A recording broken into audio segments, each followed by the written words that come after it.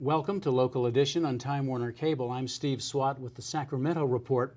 In the next few minutes, we're going to talk about California's 911 system and the fact that many wireless calls are being rerouted with terrible consequences. My guest this segment is Das Williams, a member of the State Assembly from Santa Barbara. Thanks for being with us. Thank you for having me. And I know there was an incident in your district that really explains what we're talking about. Absolutely. In January, a very healthy 23-year-old woman died of cardiac arrest. Her father found her when she was still alive, called 911 in far enough time to save her life. And mind you, there's a fire station a mile and a half away from her house.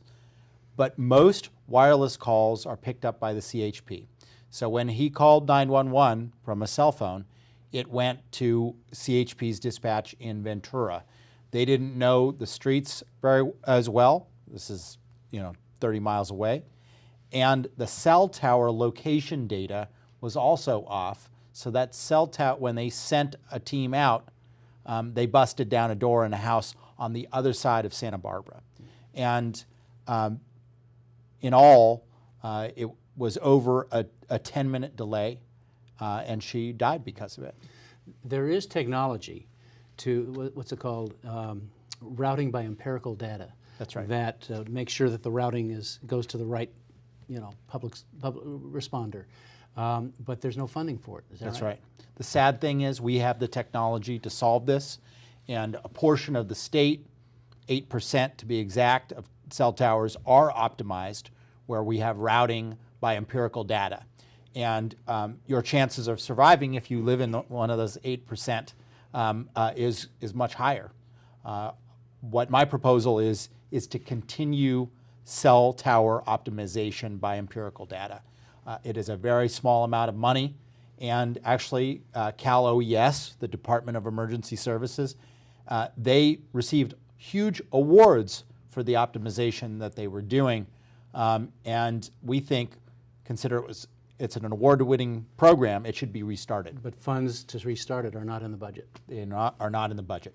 And so we are going to ask for a request of about $3.5 million a year to restart it, which is a relatively small amount of money, but one that could save a lot of lives. All right. I do want to segue to another subject because I know you want to talk about it, and it's another piece of legislation that you have, and it's basically setting goals to reduce energy consumption with plug-in appliances, plug-in devices.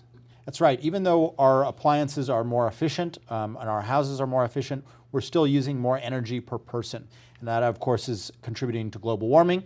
And, of course, it's also contributing to how high your energy bill is. And the technology is out there to reduce the energy load that plug-in appliances use.